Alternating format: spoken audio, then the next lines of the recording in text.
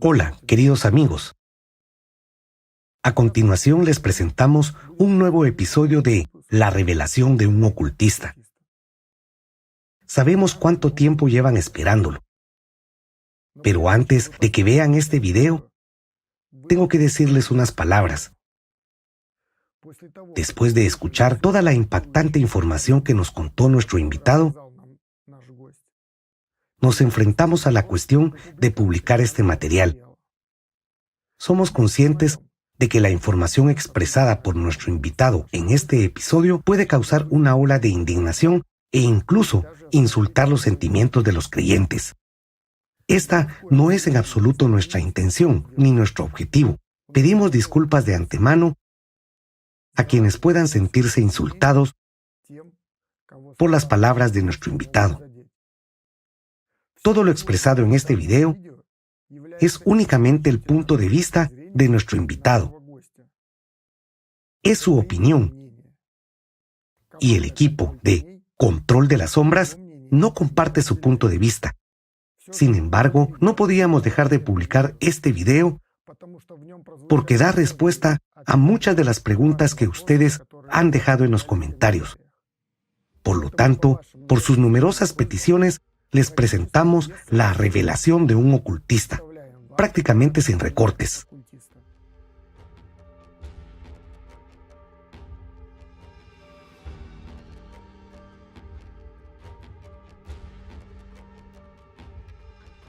Hola, de nuevo. Muchas gracias por encontrar la oportunidad de vernos de nuevo. Después de la entrevista anterior, nos inundaron con peticiones para su continuación. La gente espera con impaciencia su aparición. Y creo entender por qué.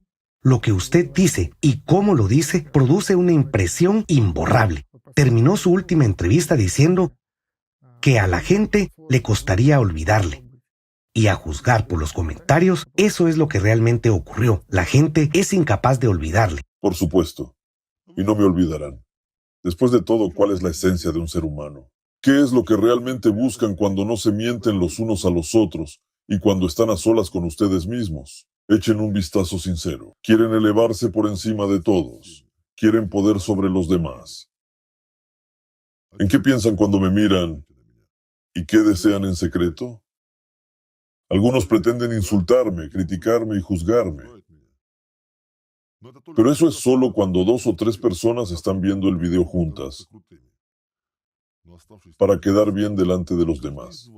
Pero estando a solas con uno mismo, cada uno sueña con convertirse en mi discípulo, llegar a saber lo que yo sé y tener el poder que yo tengo. Por supuesto que querrán volver a oírme. Casi el 90% de la gente tiene ese deseo de poder, y eso es con lo que el diablo engancha a muchos de ellos. La única cuestión es a qué precio concretamente tú te has vendido. Hoy en día casi todo el mundo sirve a Satanás de una forma u otra, y casi todo el mundo le da su vida simplemente así, a cambio de nada, sin darse cuenta y sin saber que puedes negociar mucho para ti. Solo necesitas saber con quién negociar y cómo. La gente a menudo nos condena y nos señala con el dedo diciendo, ustedes magos ganan dinero sirviendo a Satanás, pero ustedes también les sirven, solo que lo hacen gratis. Porque si no van hacia Dios, significa que van hacia el diablo y estarán en su esclavitud. En cuanto a Dios, no puedes llegar a Él así como así debes trabajar para ello. Nada cambiará solo porque corran a lugares sagrados. Eso no les salvará. Incluso, si se dirigen a Dios, ¿qué le piden? Solo quieren obtener algo de Dios, como de un genio. Entonces, ¿a quién le rezan? Así que sí, me gano la vida sirviendo a Satanás. Y a diferencia de ustedes, les sirvo a cambio de grandes beneficios, de poder sobre ustedes, mientras que ustedes les sirven gratis. Así que antes de juzgarme, háganse una pregunta. ¿Quién es el tonto en esta situación? Ya que ha tocado este tema, no puedo no preguntarle. Usted sabe y comprende el destino que le espera después de la muerte. Entonces, ¿por qué eligió servir a Satanás? Cuando estaba eligiendo, aún no lo sabía. Fue hace mucho tiempo, en otra vida. a su entender, no es mi primera vida. Si nos fijamos en la raíz, también fui seducido con el poder en mi camino. Cuando puedes canalizar esas fuerzas y ejercer influencia, cuando puedes quitarle la vida a alguien, cuando te sientes casi como Dios, cuando puedes dirigir sombras a alguien y convertir su vida en un infierno durante su vida, o por el contrario, puedes tener piedad y liberar a alguien del sufrimiento. Sin embargo, ¿qué les hace pensar que después de la muerte estarán mejor en el infierno que yo? Algunas personas creen que es mejor vivir una vida corta y alimentarse de sangre fresca que vivir una vida larga y alimentarse de carroña. Pero en realidad, intentan justificar su corta vida. La gente me dice, de todas formas te convertirás en una piedra del portal. Pero ustedes, ¿acaso no se convertirán en piedras? Sé que no entraré en el portal y me convertiré en piedra, pero seré la piedra más grande y hermosa en la cima, con una masa de esclavos debajo. Lo tengo aquí, así que lo tendré allí también. Por eso no temo a la muerte. ¿Por qué? Me llevaré conmigo muchas vidas, mientras que algunos de ustedes ni siquiera llegarán a ser piedrecitas en el camino hacia el portal. Seamos francos, si les ofrecieran vivir al máximo, tal y como cada uno de ustedes sueña en sus fantasías más secretas, si les dieran la oportunidad de disfrutar plenamente del poder, ¿aceptarían una vida así? Cualquiera de ustedes daría su vida entera por un año de vida así. Mientras que yo ya llevo mucho tiempo viviendo así y tengo por delante una docena de vidas así, en las que dominaré y seré la piedra superior de esta pirámide de la vida hasta que todo el portal se cierre. Mientras que en la vida cotidiana soy un hombre ordinario y sin importancia, no me reconocerían en la calle. Gracias por su franqueza. Pasemos tradicionalmente a los comentarios de nuestros telespectadores. Debo decir que usted ha ganado bastantes admiradores, pero también hay opositores que... Sí, he leído los comentarios. Siempre me hace gracia cuando la gente escribe acusándome de hablar de alguna herejía, e incluso se refieren a la Biblia como una fuente de información fiable. Pero tengo una contrapregunta. Para esas personas, ¿han leído realmente la Biblia? Por no hablar de estudiarla. ¿La han abierto siquiera? Porque los que realmente la han leído, de principio a fin, me refiero al Antiguo y al Nuevo Testamento, y los que al menos se han preguntado, ¿cómo se escribieron esos libros? Nunca dirían esas tonterías. Y nunca recomendarían a otros a la Biblia como fuente fiable de información.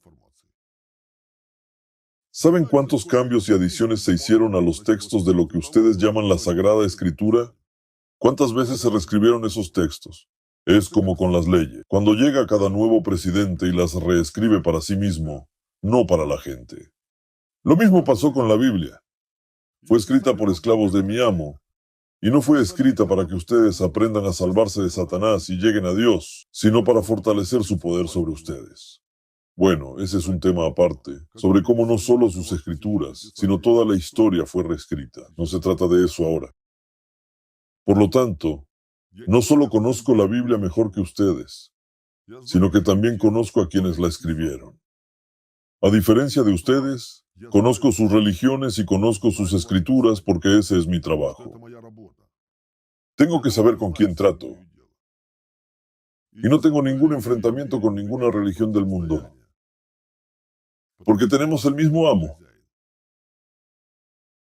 La verdad es que aquellos que tomaron el poder y construyeron religiones basadas en el conocimiento espiritual, en realidad les dirigieron al servicio de Satanás. Y hay muchas pruebas de ello, incluso en la historia públicamente conocida. ¿Puede dar algunos ejemplos de lo que quiere decir? En efecto, ¿para qué filosofar? Veamos los hechos. Eso no debería causar resistencia en nadie, ¿verdad? Tomemos la historia de la formación de su religión y la historia de sus concilios eclesiásticos, lo que ocurría allí. Para los que no lo sepan, los concilios eclesiásticos son reuniones de sumos sacerdotes donde se resuelven las principales cuestiones de doctrina religiosa, cómo ustedes deben rezar, cómo persignarse, en qué creer y en qué no. De hecho, casi toda la doctrina cristiana que tienen hoy en día es producto de tales reuniones de sacerdotes.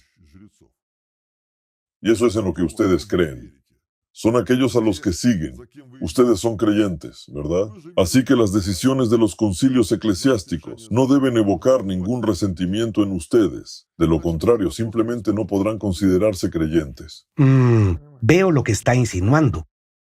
Les daré un par de ejemplos para que su cerebro se ponga en su sitio, para que entiendan por qué luchaban realmente aquellos en cuyas manos han entregado su vida y su destino post-mortem. ¿Cuál fue su motivación para introducir diversas directrices en la religión y a qué consecuencias han conducido? Saben que durante cientos de años ustedes han sido sectarios ordinarios. Sus sacerdotes les enseñan a luchar entre sí, defendiendo que su religión es la única verdadera, mientras que en todas las demás religiones hay herejes y cismáticos. Pues bien, deberían saber que herejes y cismáticos son todos ustedes, y lo han sido durante más de unos cuantos siglos. Por ejemplo, tomemos el famoso cisma de 1054. ¿Saben lo que ocurrió realmente en aquella época? Bueno, es una fecha famosa en la que el cristianismo se dividió en dos tendencias, catolicismo y ortodoxia. Esto está claro, pero ¿cuál fue el sentido de ese acontecimiento? Vayamos por orden.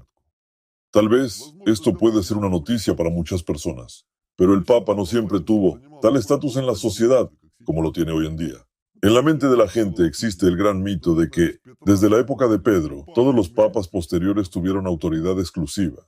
Tuvieron que pasar varios siglos para que se formara la imagen del Papa como vicario de Cristo en la tierra, con todo este tema de la infalibilidad. Además, antes del desarrollo ideológico de la imagen del Papa, todo el mundo veía y sabía perfectamente cómo eran en realidad aquellos sumos sacerdotes. Los papas eran individuos codiciosos, crueles y sin principios, que violaban prácticamente todos los cánones de su religión. A menudo eran nombrados por personas bastante seculares en el poder. Por lo tanto, los papas no solo no servían a Dios, ni siquiera servían a su organización. Simplemente trabajaban para retribuir el puesto que ocupaban y servían diligentemente a sus amos. ¿Y qué hicieron los papas? Asesinaron a sus predecesores, abusaron de sus cadáveres, organizaron orgías directamente en las iglesias y cometieron incestos. Todo esto se ha conservado en la historia. Pero ni siquiera es la lista completa de sus méritos. Toda su suciedad y vileza era tan obvia para la gente que se decía que algunos papas eran llevados por demonios al infierno después de su muerte.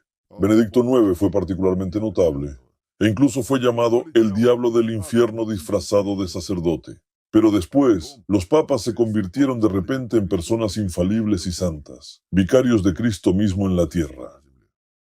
¿De dónde viene una transición tan drástica? ¿Los papas se convirtieron en santos solo porque ellos mismos lo escribieron en otro decreto? Básicamente, el cisma de 1054 fue más beneficioso para la Iglesia romana, que en aquel momento pretendía concentrar todo el poder eclesiástico en manos del Papa. Para ello, primero era necesario imponer el dogma de su primacía, la llamada primacía papal, su especial autoridad y estatus. Esto era necesario para establecer su posición dominante sobre el resto de los sacerdotes cristianos, para que la palabra del Papa dominara las decisiones de los concilios. Es decir, dominación total. La palabra primate es muy adecuada aquí. ¿Tienen idea de lo descarado que es eso? A mucha gente también le indignó el título de pontífice que tomaron los papas. Era un antiguo título pagano que existía mucho antes del cristianismo. El gran pontífice, Pontifex Maximus, es un sacerdote pagano supremo, literalmente el gran constructor de puentes. Los que construyen puentes, ya lo he oído esto en alguna parte. En realidad, incluso el concepto mismo de cisma fue una especie de acción propagandística. Sí, en 1054 los cristianos católicos y ortodoxos declararon anatemas mutuos, pero en ese momento la situación aún pudo silenciarse. El cisma propiamente dicho tuvo lugar más tarde, y aquellos acontecimientos adquirieron su significado del gran cisma solo 20 años después, con la mano ligera del Papa Gregorio VII. Por cierto, no fue un personaje cualquiera. Lo primero que hizo tras convertirse en papa fue emitir un decreto llamado el Dictado Papal, que declaraba que solo el papa es infalible y no puede equivocarse en cuestiones de fe, por lo que nadie puede juzgarle. Nadie puede atreverse a abolir sus decisiones, mientras que él mismo puede abolirlas de cualquier otro. El papa fue declarado vicario de Cristo en la tierra, y en adelante todo papa canónicamente elegido por los méritos de Pedro, inevitablemente se convirtió en santo. Además, ese decreto estableció el derecho del papa a destronar emperadores. Resulta que emitió un decreto sobre sí mismo y se elevó a sí mismo y a los papas posteriores al rango de santos automáticamente. ¡Qué truco más inteligente! Me imagino su autoridad ante los ojos de los siguientes papas, pero seguramente los emperadores y reyes reaccionaron negativamente ante tal insolencia. Por supuesto, no hay que olvidar que todo eso también vino acompañado de guerras.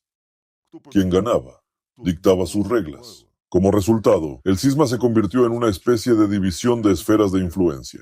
La iglesia se dividió en dos, oriental y occidental. Y todo porque en un reino dividido es más fácil hacerse con el poder, todo según el viejo esquema. Como dijo Jesús, todo reino dividido contra sí mismo es asolado, y ninguna ciudad o casa dividida contra sí misma permanecerá. Permítanme llamar su atención sobre el siguiente punto. Según sus conceptos cristianos, basados en la definición de cisma y la definición de herejía, resulta que a partir de ese momento, toda la Iglesia Católica entró en cisma y herejía. Este es el punto número 1. ¿Cómo se desarrollaron los acontecimientos a continuación? Pasó un poco de tiempo y varias iglesias orientales se subordinaron a Roma, incluido el Patriarcado de Constantinopla, que había estado anatematizando a los católicos no mucho tiempo antes. Esto ocurrió en el Concilio de Ferrara-Florencia, en 1439, cuando los católicos y los representantes de varias iglesias ortodoxas firmaron un decreto de unión, es decir, un acuerdo con una condición de reconocimiento de la supremacía papal sobre el resto de los sacerdotes cristianos. En aquella época, Constantinopla estaba bajo amenaza de conquista por los turcos, y el emperador tenía grandes esperanzas en el apoyo del Papa en la guerra, por lo que estaba dispuesto a hacer concesiones. Por lo tanto, los representantes de la ortodoxia tuvieron que aceptar algunas de las innovaciones católicas, o al menos dejar de discutirlas, pues de lo contrario no habrían podido asegurarse una alianza. Por cierto, hay un dato interesante. El emperador bizantino de aquella época era Juan VIII Paleólogo. Descendientes directos de la familia de paleólogos en nuestro tiempo son la familia Gurdjieff-Merkurov. Bueno, esto es solo una referencia adicional. Al cabo de un tiempo, las iglesias orientales empezaron a negar la unión. Sin embargo, se puede negar cualquier cosa con palabras, pero los hechos indican lo contrario.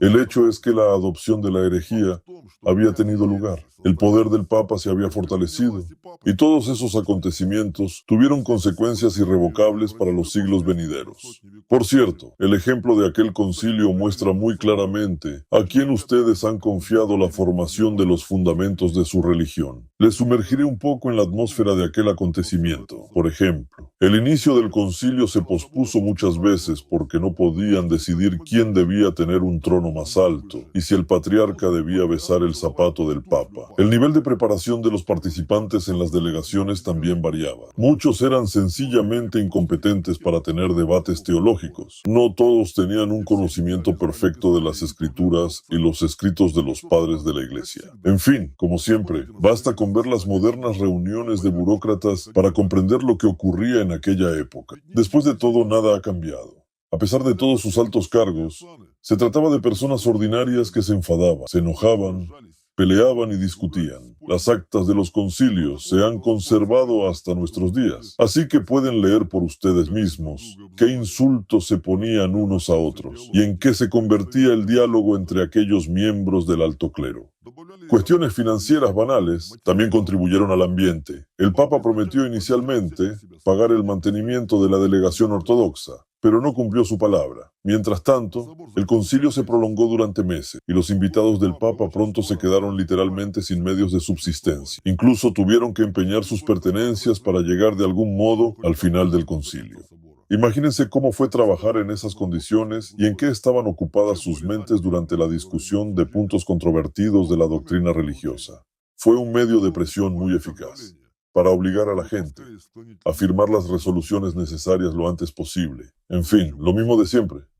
Ya les digo, la gente no ha cambiado nada y los métodos de presión siguen siendo los mismos. De hecho, el chantaje y el soborno, tanto con dinero como con cargos, también se practicaban durante los concilios. Así que piensen en quién escribió los cánones para ustedes sobre en qué deben creer y cómo deben ir a Dios. Sí, tampoco está claro cuántos libros fueron reescritos, o tal vez incluso destruidos a escondidas. ¿Y cómo se puede rastrear ahora todos los cambios introducidos? Me parece entender su lógica.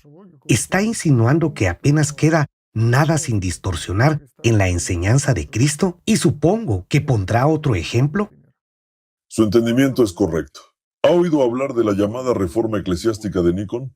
Sí, he oído. Es un hecho bien conocido. No recuerdo los detalles. Recuerdo que se sustituyó la señal de la cruz con 2 dedos por la de 3. Además, la reforma de Nikon destacó por la autoinmolación masiva de viejos creyentes que se negaban en redondo a aceptar la nueva fe. Entonces, ya tiene una idea de qué acontecimientos vamos a hablar.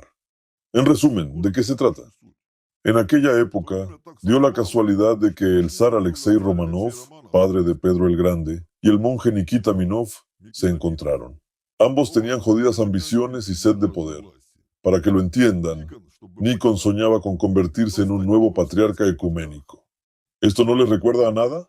La reforma se impulsó con el pretexto de volver a los orígenes correctos de la fe, por lo que se destruyeron todos los antiguos libros de culto y los rituales rusos se ajustaron plenamente a los griegos. Irónicamente, como fuentes primarias griegas, Nikon no utilizó los textos originales, sino los escritos después de la conclusión de la unión entre griegos y católicos. Por lo tanto, un retorno a los orígenes correctos de la fe está ciertamente fuera de cuestión aquí. Y poca gente sabe lo que fue realmente crucial en las reformas de Nikon y que se relaciona directamente con la magia fue el cambio en la dirección del movimiento de los creyentes. A partir de entonces, las procesiones alrededor de las iglesias se realizaban en sentido contrasolar, es decir, en sentido contrario a las agujas del reloj. Aunque antes siempre iban en el sentido de las agujas del reloj. ¿Cuál es la diferencia entre el sentido de las agujas del reloj o el contrario? Toda la esencia de esta innovación solo la entenderán los que saben. En términos generales, tiene que ver con la dirección del movimiento, con el arremolinamiento de la energía. En la magia, la dirección de la energía desempeña un papel importante. Y precisamente el movimiento hacia la izquierda, en sentido contrario a las agujas del reloj, desempeña un gran papel en la obtención de poder y riqueza en el mundo material. Ustedes mismos pueden rastrear esto en otros ejemplos históricos. Esto ocurrió no solo en el cristianismo. Si alguien pretende tener un poder ilimitado, utilizará el movimiento contrario a las agujas del reloj. Ahora miren las consecuencias de las reformas de Nikon. Básicamente, las reformas de Nikon condujeron al cisma y a la guerra religiosa, con un enorme número de muertes, así como a la consolidación del poder de los individuos sobre las masas. Creo que estos 3 hechos son suficientes para que se den cuenta de que herejes y cismáticos son ustedes. Además, según sus propios conceptos canónicos oficiales. Y su religión es simplemente una secta más. Mientras que ustedes son sectarios que están muy lejos de la verdad. Y yo no he añadido nada propio. Es toda su historia, son las decisiones de sus concilios y sus sacerdotes. Y eso es lo que tienen hoy en día como religión. Les manipulan a su antojo ya que la gente es idiota y está dispuesta a aceptar cualquier cosa. Mientras que en realidad, todo se hizo por el bien del poder, preferiblemente uno ilimitado. Bueno, creo que esta información no es sorprendente para muchas personas razonables en absoluto, porque todo encaja con bastante facilidad en la realidad contemporánea y todavía podemos ver rastros de esos acontecimientos hasta el día de hoy. Solo miren cómo todo fue distorsionado y alterado para adaptarse a las tendencias de la época y los intereses privados. ¿En qué se convirtió la enseñanza de Cristo? Siempre me ha sorprendido mucho Realmente nadie nota el abismo que hay entre lo que Jesús dijo e hizo y lo que está sucediendo ahora en sus iglesias. ¿Nunca se han preguntado cómo se construyó semejante secta basada en los sermones de Cristo? ¿Quién lo inventó todo y de dónde salió? ¿Qué es? Este espectáculo de fuego agitando incensarios. Si agitar un incensario pudiera acercar a alguien un poquito más a Dios, Cristo habría sido el primero en hacerlo. Pero por alguna razón él no agitó un incensario, no se vistió con ropas bonitas ni se puso una corona. Simplemente caminó y habló con la gente. Y mostró con su propio ejemplo cómo debería ser el verdadero servicio a Dios y a la gente. Los verdaderos monjes blancos también hacían lo mismo. Porque los monjes blancos no eran aquellos que confiaban en la Biblia, porque sabían lo que era este libro y quién lo escribió.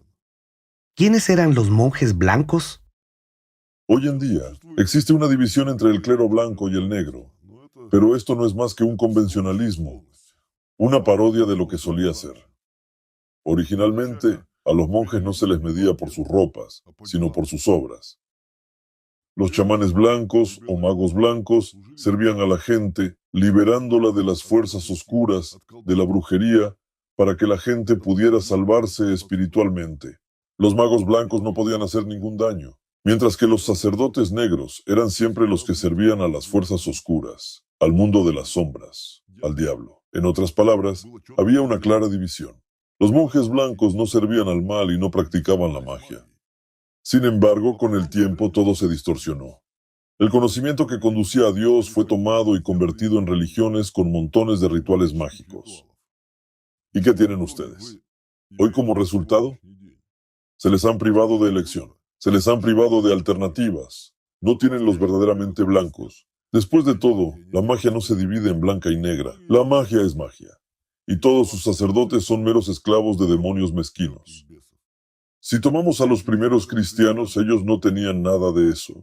De hecho, seguían el verdadero camino y no practicaban la magia. Y la magia no les afectaba. Pero eran humanos y se les podía matar físicamente, cosa que se hizo con éxito. Por ejemplo, por Pablo, a quien ahora ustedes veneran tanto y llaman apóstol.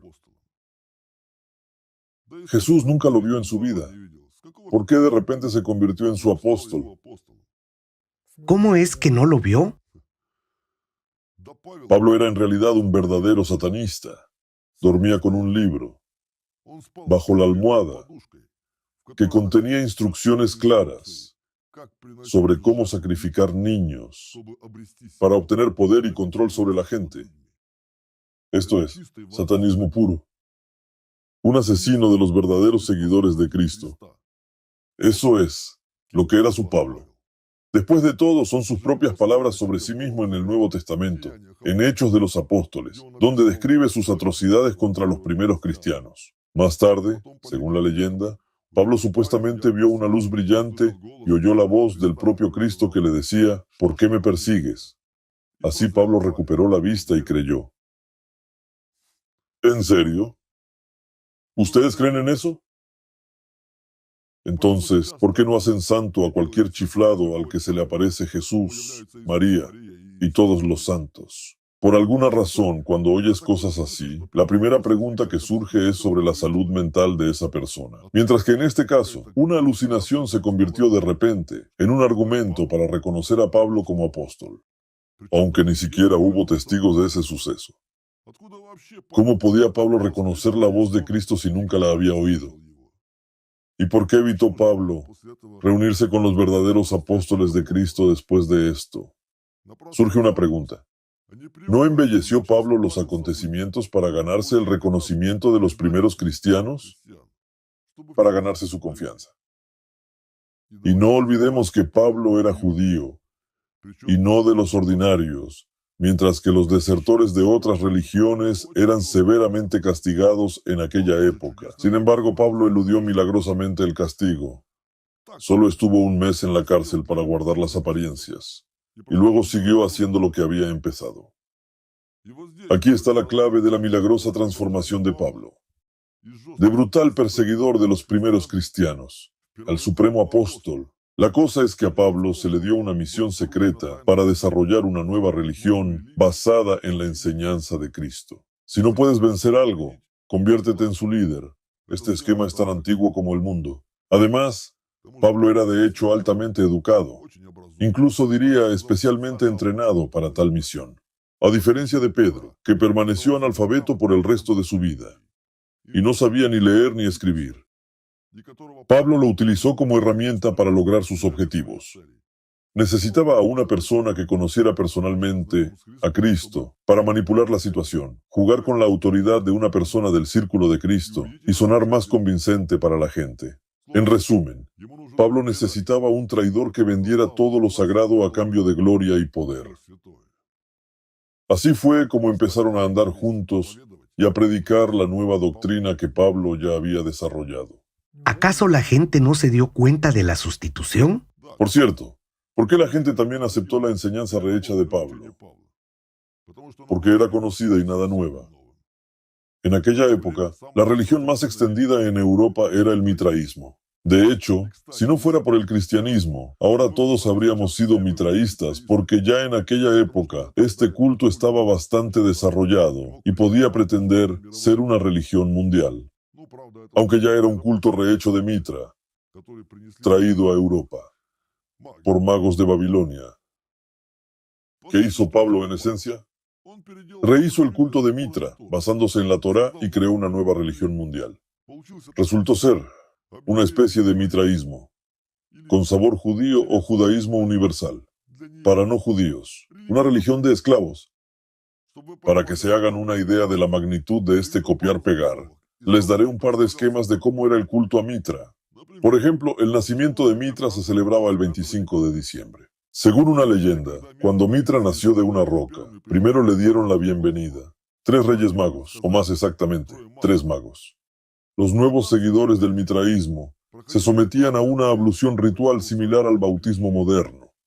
Y por la más asombrosa coincidencia, uno de los actos sacros de los mitraístas era la comunión, con pan y vino. Hasta el día de hoy, los clérigos cristianos de alto rango llevan un tocado llamado mitra, mientras que el metropolitano es el primer título antiguo de la iglesia cristiana. ¿Y saben cómo se llamaba el séptimo, el más alto grado de iniciación de los sacerdotes de Mitra? Pater, ¿qué significa? Padre o papa. Mientras que los símbolos del sacerdote supremo de Mitra eran el gorro frigio, un anillo y un báculo como símbolo de poder secreto. No hace falta ir muy lejos para imaginar cómo era todo aquello. Basta con echar un vistazo a quién lleva esos significativos símbolos hoy en día. Si se examina al menos un poco y se aborda críticamente, el cristianismo de Pedro y Pablo se derrumba, como un castillo de naipes. De hecho, este divino propagandista Pablo causó un daño irreparable a la verdadera enseñanza de Cristo. Mientras que el emperador Constantino fue quien reforzó los resultados al convertir el cristianismo de Pablo en la religión de Estado de su imperio. Lo principal que recibió de la nueva religión fue la santificación divina y la aprobación de su autoridad. A partir de entonces, rebelarse contra el emperador equivalía a rebelarse contra Dios. Por cierto, él mismo siguió siendo pagano casi hasta el final de su vida y adoptó el cristianismo solo antes de su muerte. Y eso solo porque le obligaron a ello sus consejeros. De lo contrario, no quedaría muy bien. Un gran defensor del cristianismo, igual a los apóstoles, como se le llama hoy en día, pero no cristiano. ¿Qué diría la gente? Como resultado, ustedes tienen la religión que tienen. Vaya. Y la cuestión principal es que quedó de la verdadera enseñanza de Cristo. Como resultado de toda esta estafa, Pedro consiguió lo que quería: poder y gloria, la misma que tuvo Cristo. Pablo lo nombró el primer papa, aunque Pedro fue llamado el líder solo oficialmente, mientras que era Pablo quien realmente dirigía la iglesia. En cambio, tal como soñaba, Pedro llegó a ser igual al propio Cristo en milagros e incluso le superó. Supuestamente hizo de todo: resucitaba a los muertos, curaba a los enfermos. Bastaba que su sombra cayera sobre una persona para que ésta se curara al instante. Pero todo era solo sobre el papel, mientras que en la realidad nada de eso ocurrió, por supuesto. Permítanme recordarles que el propio Cristo llamó a Pedro Cefas, que significa piedra, refiriéndose a su esencia interior. Jesús vio perfectamente que Pedro solo andaba cerca de él con el deseo de aprender magia para tener poder sobre la gente. Cristo lo echaba como al peor de los traidores. Le decía: quítate de delante de mí, Satanás, me eres tropiezo, porque no pones la mira en las cosas de Dios, sino en las de los hombres. Por cierto, estas palabras fueron recordadas al principio por los representantes de las iglesias orientales que asistían a los concilios y se oponían a la idea del papel especial de Pedro entre los demás apóstoles. De hecho, no solo se promovió la autoridad del Papa durante varios siglos, sino que hubo que trabajar mucho la imagen de Pedro. Fue realmente un reto convertir a un hombre que traicionó 3 veces al Hijo de Dios en un santo venerable y en un pilar sobre el que se sostiene toda la iglesia. Es la más alta maestría de la propaganda, hacer un santo de un demonio. Pero, ¿qué hay de las palabras de Jesús en otro versículo del Nuevo Testamento donde supuestamente le da a Pedro las llaves del reino de Dios? Es cierto, Jesús realmente dijo esas palabras, pero no a Pedro. Y no lo duden, esas llaves que Cristo entregó se quedaron con aquel a quien se lo dijo. Ninguno de los seres humanos puede influir en esas cosas. Se lo diré así, no es asunto suyo. Mejor piensen a quién le rezan y en quién se apoya su iglesia. En 2 satanistas, Pedro y Pablo. Basta con recordar lo que hicieron a los niños cristianos para gloria de su Dios. Y todo fue para ganar poder y usarlo para gobernar a la gente. Lo que hicieron y lo que transmitieron a sus sucesores son todo instrucciones claras, puro satanismo, y no tiene nada que ver con la salvación del alma. Uno no quiere creerlo, pero es un hecho. Aquellos que tomaron el poder y crearon una religión basada en la enseñanza de Cristo les dirigieron a servir a Satanás. Su religión es un culto a la muerte. ¿Puede conducirles a la vida algo que se construyó sobre los muertos? ¿Saben dónde se encuentra la Basílica de San Pedro en el Vaticano? Sobre los huesos de los primeros cristianos, en el emplazamiento del antiguo circo de Nerón, donde como espectáculo para el pueblo y el emperador, los verdaderos seguidores de Cristo, sufrieron una muerte dolorosa, desgarrados por animales salvajes. Y ahora, bajo el altar mayor de la basílica, que por cierto está orientado hacia el oeste y no hacia el este, se encuentra la tumba del propio Pedro.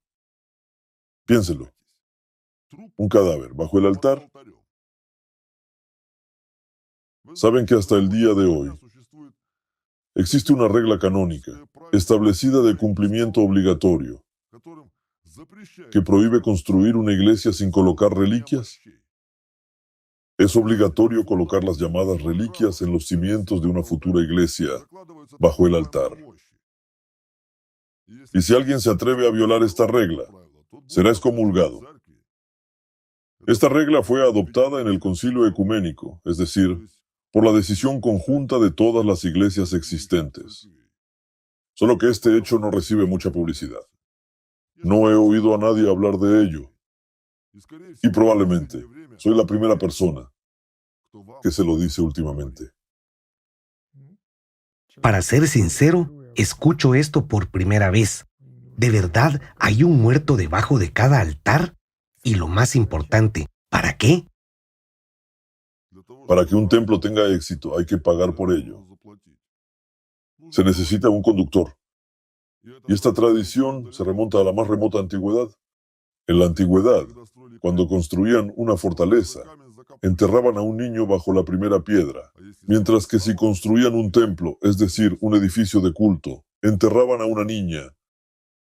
Hasta hoy, casi todos sus templos se construyeron sobre cadáveres. A menudo eran niños pequeños, más a menudo niñas. Normalmente eran enterrados vivos. Tenía un significado sagrado, una muerte dolorosa bajo el altar, Un muerto así se convertía en conductor al mundo de los muertos. Se enterraba viva a una persona para restablecer la conexión entre los vivos y los muertos. Es una especie de portal, un portal al infierno. Todo esto se hizo para alimentar directamente a los muertos. Para eso, Satanás dio a sus sacerdotes éxito y poder sobre otras personas. Es parte del contrato. De otra manera, un templo no traería ganancias y no tendría éxito. Y cuantos más templos se construyen, más gente desaparece sin dejar rastro. Si lo dudan, caben bajo un altar y lo verán. Escuche, estoy sin palabras. Al principio, usted ha dicho que se enterraron reliquias, es decir, una persona que murió hace mucho tiempo. Eso ya es una perversión. No juega ningún papel. Para que un templo funcione, el conductor tiene que ser enterrado vivo. Y se ve muy claramente donde los templos están vacíos y donde están llenos. Parece que se construye un templo nuevo, espacioso, con todas las comodidades, pero nadie quiere ir allí, y los sacerdotes no permanecen mucho tiempo. Mientras tanto, hay unas ruinas situadas en el infierno, ¿sabe dónde? Pero multitud de gente va allí, y tal templo nunca permanece vacío. Una parroquia son ingresos, y para tener ingresos se necesita un conductor, enterrado vivo, bajo el altar. De lo contrario, el templo no generará ingresos a quien realice rituales mágicos en él. No lo he dicho mal. Eso no es servicio a Dios, sino exactamente rituales mágicos. El verdadero servicio a Dios tiene lugar en los hechos, como hicieron los monjes blancos. Sirvieron a la gente, lo que significa que sirvieron a Dios. Sin embargo, fíjense, ¿cómo sirven sus monjes negros? ¿Qué sacramentos realizan? El camino hacia Dios es abierto y sencillo, mientras que todo lo que ha sido convertido en sacramento y llevado a las sombras es todo servicio a mi amo. Lo repetiré una vez más. Si tienen dudas, tomen cualquier templo y desentierren lo que está enterrado bajo el altar. Perdón, estoy digiriendo la información. ¿Saben qué es lo más gracioso de todo esto? ¿Qué? En realidad, no se les oculta nada, todo está a la vista. Es solo que ustedes miran, pero no lo ven. ¿Acaso alguien les oculta que su religión está dirigida por sacerdotes negros? No, ellos llevan abiertamente sus vestimentas negras, mientras que ustedes ni siquiera lo cuestionan. Les dicen que supuestamente es un signo de humildad, de renuncia a las tentaciones y un símbolo de muerte al mundo. Incluso me encontré con una interpretación, según la cual los largos pliegues ondeantes de una sotana supuestamente se asemejan a las alas plegadas de un ángel, en los que aspiran a convertirse los monjes. Así que estos ángeles negros, muertos para el mundo, muertos insepultos, andan por ahí y supuestamente sirven a Dios. Así es como resulta. Deberían leer qué es una sotana, de dónde surgió y por qué es negra. Esas sotanas son un tema aparte. De hecho, la gente incluso les atribuye propiedades mágicas. Se cree que si tocas una sotana o la mano de un monje, obtendrás algo a cambio. Se considera que en ese momento casi tocas a Cristo mismo. Todo esto viene desde los tiempos de Pedro, cuando hasta su sombra supuestamente tenía propiedades milagrosas. ¿Se imaginan lo viva que es esta simonía? Entiendo. Estaba Jesucristo. Para algunos es el Hijo de Dios. Para otros es un profeta. Él sí era digno de que le besaran las manos. Pero nunca permitió que nadie lo hiciera. Esa es exactamente la diferencia entre él y los que vinieron después de él. ¿Las manos de quién besas tú en realidad? ¿De los sacerdotes negros? Los sirvientes de Satanás, que te obligan a rezar a la cruz, al sufrimiento de Cristo. Ya se lo he dicho antes. Miren los símbolos y signos que llevan sus sacerdotes. Parece una nimiedad, algunos dibujos y patrones. Pero no es nimiedad en absoluto. Los signos de trabajo gobiernan el mundo. Es una verdadera magia superior. A ustedes no se lo revelaré. Pero presten atención a los signos que los sacerdotes usan en sus ropas. ¿Y qué tipo de signos están presentes en sus templos? ¿De dónde proceden? Miren los símbolos de sus sacerdotes y comprenderán a quién se asemejan ustedes. Estoy intentando recordar ahora y no me viene a la cabeza más que cruces. ¿No le basta con la cruz? Cuando veo una cruz con la imagen de Jesús crucificado en el cuerpo de alguien, entiendo claramente que esa persona es un esclavo. No importa si se considera creyente o no, aunque solo lleve una cruz, esa persona es mi esclavo y puedo hacer lo que quiera con él, porque ya pertenece a Satanás. Lleva el símbolo de la victoria de Satanás en este mundo, porque la cruz es un símbolo de la victoria de Satanás sobre el Hijo de Dios, no sobre Dios. Satanás nunca se levantará contra Dios. Él no puede ir más allá de su dominio, mientras que el dominio de Satanás está aquí, en este mundo. Así que cuando ustedes rezan a la cruz, alaban la victoria de Satanás sobre Cristo. Esto es exactamente la misa negra. Miren la historia de los primeros cristianos, incluso de los que establecieron religiones. ¿Acaso usaron la cruz como símbolo? No. La cruz era como una vergüenza, una herramienta de tortura, un instrumento mágico. Los primeros que comenzaron a usar la cruz como símbolo de la victoria de Satanás sobre Cristo fueron magos, y más tarde ya se introdujo en el culto cristiano. La cruz es la vergüenza de la humanidad, el dolor y el sufrimiento de Cristo. De nuevo, es un símbolo de la muerte agonizante. ¿Tienen idea de lo que vivió Jesús en la cruz en absoluto? Lo dudo. Muchos ahora tienen una imagen en la cabeza de las películas populares de una víctima colgando humildemente en la cruz y muriendo lentamente de calor y sed. ¿No parece muy impresionante? Uno puede simplemente desmayarse y dormir. ¿Es eso lo que les parece a ustedes? Todas estas imágenes están muy lejos de la realidad porque una cruz era en primer lugar una herramienta de tortura y los encargados del proceso verificaban cada detalle. El ángulo de la cruz, el lugar exacto donde se clavaban los clavos y qué músculos y nervios se dañaban en ese momento. Esto determinaba cuánto sufriría la víctima. Ahora imagínate en el lugar de Cristo. Todas las articulaciones de tus brazos, hombros, codos y muñecas están desplazadas casi desde los primeros minutos. Todo el peso recae sobre tus pies que también están clavados. Los músculos empiezan a acalambrarse rápidamente. Tu pecho está estirado bajo el peso de tu cuerpo y está en un estado de inhalación constante.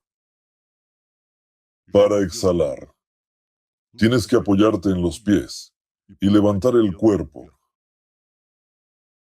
A diferencia de todas esas imágenes de las películas, en la realidad tienes que moverte arriba y abajo de la cruz todo el tiempo, solo para poder respirar.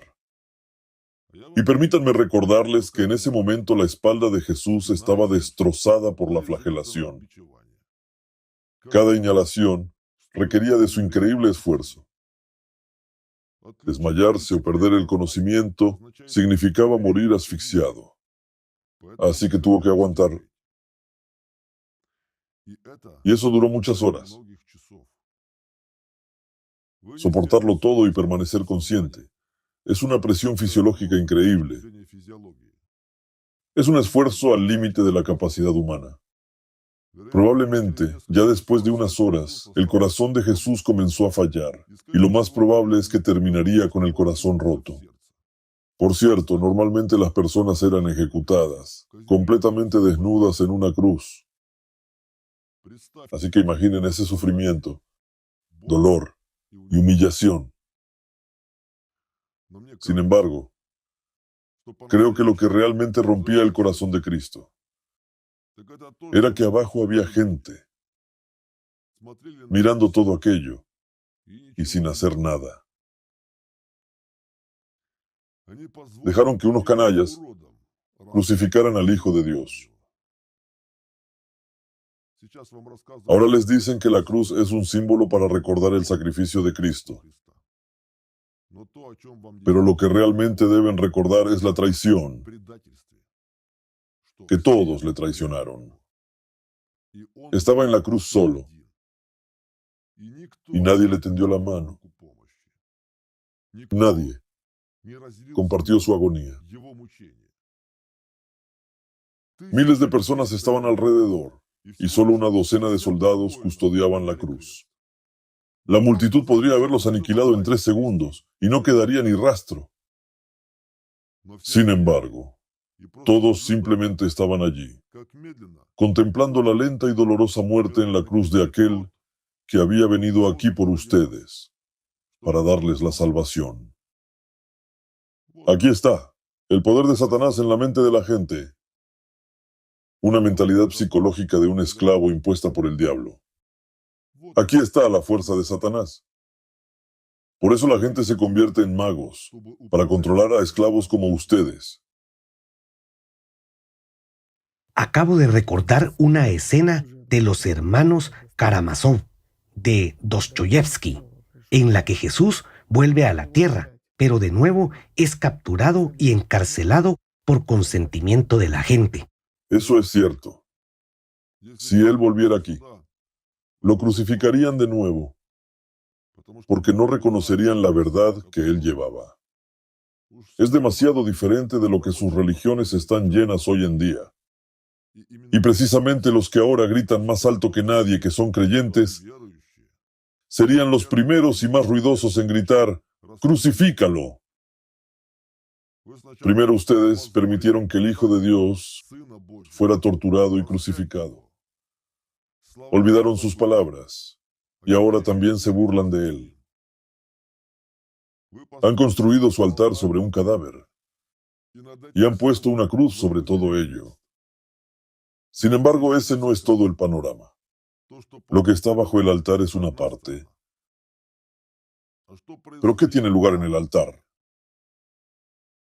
El acto central, el sacramento principal, por el que rinden culto a su Dios y por el que supuestamente se salvan.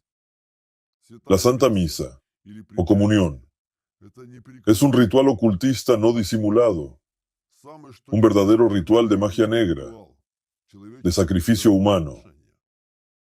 Basta con mirar. En el altar bajo el cual hay un portal al mundo de los muertos, un sacerdote reproduce el asesinato ritual de Cristo, realiza su desmembramiento y les alimenta con eso. Mientras que ustedes lo aceptan, beben la sangre y comen la carne de Cristo, cometiendo así un acto de canibalismo. ¿Qué están haciendo? Están comiendo el cuerpo y la sangre de Cristo para obtener sus cualidades. ¿No les recuerda esto a la época en que la gente comía el corazón de sus enemigos y bebía su sangre para obtener su fuerza? Después de todo, es realmente así. Es un ritual muy antiguo de teofagia, el comer a Dios. Sus raíces se remontan a la antigüedad remota, cuando se creía que partes del cuerpo contenían fuerza vital, y la sangre era su principal receptáculo. Originalmente era un sacrificio humano. Más tarde se sustituyó el ser humano por un animal, y finalmente se inventó la figura simbólica de un dios hecho de masa. Pero eso no cambia la esencia. Es un sacrificio humano simbólico. Mientras que un sacerdote realiza la transubstanciación, es decir, la conversión en un sacrificio humano real, y por este acto ustedes supuestamente se salvan. ¿Quiénes son después de eso? Si comen carne y beben sangre, se les impone el canibalismo porque comen literalmente el cuerpo y la sangre de Cristo en la Santa Cena. No se alimentan del Espíritu, sino de la carne y la sangre de Jesús. Díganme, ¿Qué tiene esto que ver con la espiritualidad o incluso con algo adecuado en el sentido humano? Cualquier persona sensata huiría de tal abominación, mientras que ustedes incluso llevan a sus hijos allí. Sin embargo, en el Nuevo Testamento, Jesús mismo ordenó a sus apóstoles que lo hicieran en memoria suya. Jesús también dijo que solo a través del amor se salvarán. Pero, ¿van a través del amor? Van por deseos de beneficios materiales, se deleitan en su sangre y esperan estar en el paraíso. ¿No les parece ridículo a ustedes mismos? Al fin y al cabo, es Satanás quien se está burlando de ustedes. ¿Dónde está su cordura? Abran los ojos. ¿No ven que tienen cadáveres tirados por todas partes, en sus templos que se supone que son lugares sagrados? ¿Conocen siquiera la definición de necromagia? Léanla y encuentren 10 diferencias, como se dice. También tienen muertos en los íconos y rezan a los muertos. ¿Se han preguntado alguna vez de dónde viene la tradición de pedir a los llamados santos que recen por una persona? Al fin y al cabo, no empezó en tiempos de Jesús, sino mucho antes. ¿De dónde sacan sus sacerdotes sus argumentos de que los vivos deben necesariamente dirigirse a los muertos en busca de ayuda? No lo sé. ¿De dónde? Esta tradición se remonta a los tiempos del Antiguo Testamento del sanguinario dios El. Son palabras de la Torá, donde se dice que debes pedirle a Abraham que rece por ti y vivirás. O la gente también se refiere a los salmos de David diciendo que los ojos de Jehová están sobre el clamor de los justos. Pero en realidad siempre se ha mencionado primordialmente que Dios responde a la llamada y al amor de los justos. Esa es una gran diferencia. Si no la han entendido, lo siento por ustedes. De hecho, ¿qué hacen ustedes cuando rezan a los íconos de estos llamados santos? Un ícono es una imagen, una dirección directa a un muerto. Así que, cuando se dirigen a estos supuestos santos en sus oraciones, comparten su vida con un muerto y su fuerza se drena directamente al infierno. Después de todo, de nuevo, ¿quiénes son sus supuestos santos? Por ejemplo, hoy en día la gente alaba y venera enormemente a la matrona de Moscú, mientras que la Madre Teresa ha sido elevada a la categoría de santa. Hablemos de estas dos imágenes, conocidas por todos. Lo explicaré con su ejemplo. La llamada Santa Matrona de Moscú estuvo en realidad poseída y controlada por demonios durante su vida. Miren lo que hacía.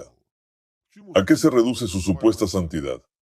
Resolvía trivialmente las peticiones materiales de la gente, salud, dinero y todo eso. ¿Acaso ayudó a alguien espiritualmente? No, porque estaba poseída por demonios y servía a Satanás. Si realmente fuera una santa como se la presenta, con todos sus milagros, habría guiado a la gente hacia la salvación espiritual en lugar de satisfacer deseos materiales, como un genio. De hecho, aún surgen muchas preguntas sobre su biografía. Pero por alguna razón, los sacerdotes prefieren hacer la vista gorda ante los evidentes actos mágicos que realizó, a pesar de que llegó a contarlo todo sobre sí misma. Se delató a sí misma cuando dijo a la gente que fuera a su tumba porque ella se quedaría allí. Les recibiré igual que antes. Estas palabras lo dicen todo sobre quién era y dónde está ahora. Por eso su matrona está en el infierno. Ella es ahora una piedra en el portal, más aún, una piedra inferior, para que lo entiendan. En otras palabras, ella está en la esclavitud, y cualquier oración a ella es una adoración a Satanás. Mientras tanto, enormes filas se forman para visitarla, y no solo para que ella ayude a resolver algunos problemas materiales aquí, sino también para que ayude a los parientes muertos a instalarse mejor allí. Sí, de hecho, he oído muchas historias de mis conocidos que confirman que ella sigue cumpliendo deseos materiales, pero ahora no puedo esperar a oír lo que usted dirá sobre la Madre Teresa. Sí, la Madre Teresa es una santa canonizada. Su nombre se ha convertido en un sustantivo común como indicación de misericordia y bondad, mientras que en realidad era una brutal asesina que abusaba de la gente. Esto es básicamente información pública. Puede que ya hayan oído lo que ocurría en sus hogares para moribundos. Condenaba a la gente a sufrir, dejándoles sin medicamentos cuando aún podían salvarse. Prohibió incluso los analgésicos para que los pobres sufrieran como Cristo. Como resultado, muchas personas murieron de shock por el dolor. Sin embargo, por alguna razón, cuando la propia Madre Teresa cayó enferma, acudió a una de las clínicas más caras del mundo y ni una sola vez rechazó un analgésico para sufrir como Cristo. Además, en sus diarios, ella misma escribió de dónde había recibido todas esas ingeniosas ideas de cómo organizar centros donde la gente sufriera y muriera en agonía. Cuando era niña, se le apareció una voz en la cabeza, supuestamente la voz de Cristo, que se comunicó con ella durante muchos años, y en un momento dado le dijo lo que tenía que hacer y a dónde tenía que ir. Y miren el resultado, qué red creó en todo el mundo, y lo que no es menos importante, cuánto dinero recaudó de las donaciones. Así que su Madre Teresa es la santa canonizada más cruel, que mató a masas de gente solo por dinero y que realizó misas negras. Sirvió a Satanás y recibió miles de millones por ello, que llevaba al Vaticano. El Papa la quería mucho por ello y le dio todo tipo de beneficios, mientras que a ella le bastaba con recoger la fuerza de la gente. También es indicativo que cerca del final de su vida la Madre Teresa se sentía una mierda, a juzgar por los registros de su diario. Como ella misma describió, sentía frío en su interior, oscuridad y dolor que le desgarraba el corazón, y que el cielo estaba cerrado para ella. Y lo que cierra completamente la cuestión de su santidad es que ella dudaba de la existencia de Dios. Así que deberían reflexionar sobre qué tipo de personas llegan a ser canonizadas y por qué méritos. Bueno, a los que les gusta dirigirse a los santos para que resuelvan sus problemas, no tienen de qué preocuparse. Las imágenes de esos supuestos santos nunca se perderán. Mi amo no permitirá que eso ocurra. Después de todo, las imágenes de Pedro y Pablo han sobrevivido de algún modo hasta nuestros días. Aunque hayan pasado 2000 años, ustedes siguen alimentándolos. Porque cada servicio en su iglesia es el pago de un tributo a los que construyeron esta iglesia, a Pedro y a Pablo, y a través de ellos a mi amo. Así que a quienes les guste rezar a los santos, recen cuanto quieran. Todo seguirá funcionando igual que antes. Por cierto, respecto a las oraciones, no está claro por qué las oraciones dirigidas a santos o compuestas por santos y dirigidas a Dios son utilizadas por todo tipo de hechiceros. Se supone que una oración protege a una persona de las fuerzas oscuras en particular, pero los hechiceros trabajan con oraciones sin ningún problema. Para que lo entiendan, el 99,9% de las oraciones son hechizos mágicos. Es solo que ustedes no han profundizado en la esencia de las palabras que pronuncian. No entienden su disposición ni el significado de las peticiones que expresan. Esta es una cara de la moneda. La otra cara es que, sí, en el pasado, las oraciones se daban realmente como una herramienta para ayudar a la gente en el camino espiritual. Eran una especie de mantras que ayudaban a eliminar todas las cosas innecesarias de la mente y a centrarse. La única oración de este tipo en el cristianismo que se ha conservado hasta nuestros días es la oración de Jesús. Es extremadamente difícil de realizar, pero realmente conduce a la salvación. Una persona comienza con una simple pronunciación de las palabras y gradualmente aprende a sumergirse en la profundidad y a sentir su alma. Esta es la única oración que puede llevar a Dios. Todas las demás conducen a Satanás. ¿Han escuchado atentamente las palabras de las oraciones durante las ceremonias religiosas? ¿Con qué se ponen de acuerdo? ¿Y qué permiten que se lea sobre ustedes? He oído que la gente ya empieza a hablar de eso. Y es bueno que ustedes empiecen a entenderlo. Nosotros siempre lo hemos sabido. Incluso los sacerdotes que realizan rituales sobre ustedes apenas se dan cuenta de todo lo que están haciendo. Esa misma ceremonia de matrimonio es un hechizo de amor legalizado, como algunos practicantes lo llaman hoy en día. Y de nuevo, presten atención a los tiempos y personalidades mencionados en el texto de las oraciones pertinentes. ¿Saben siquiera en gloria de quién les están casando? Bueno, eso es una gran cantidad de información. No hay tiempo para revelarlo todo ahora. Quien quiera lo averiguará. Supongo que se refiere a los personajes del Antiguo Testamento, pero se cree que Jesús también santificó el matrimonio porque el primer milagro que hizo ocurrió exactamente en la boda donde convirtió el agua en vino. Otra vez el vino. Sé qué tipo de reacción provocaron mis palabras sobre el vino la última vez. Pues bien, para los individuos particularmente dotados, lo repetiré una vez más, aunque digámoslo sin rodeos. Se lo explicaré a los tontos. Si ustedes mismos son incapaces de hacer conexiones lógicas, tendré que ayudarles. Empecemos por el hecho mismo de un milagro. Si ustedes admiten que tales hechos ocurrieron realmente, entonces resulta que, en su opinión, y según el texto del Nuevo Testamento, Jesús, que no había revelado su verdadera esencia hasta ese momento, decidió repentinamente revelarse como el Hijo de Dios entre una multitud ebria en la boda y no pensó en nada mejor, para mostrar su esencia divina, que convertir el agua en vino, para que los invitados de la boda se emborracharan aún más. Y lo hizo porque su propia madre se lo pidió. Resulta que ella también quería que la fiesta continuara. Así es como resulta. ¿Cuál era el significado sagrado de este acto? Deme al menos un argumento adecuado de por qué Jesús haría eso.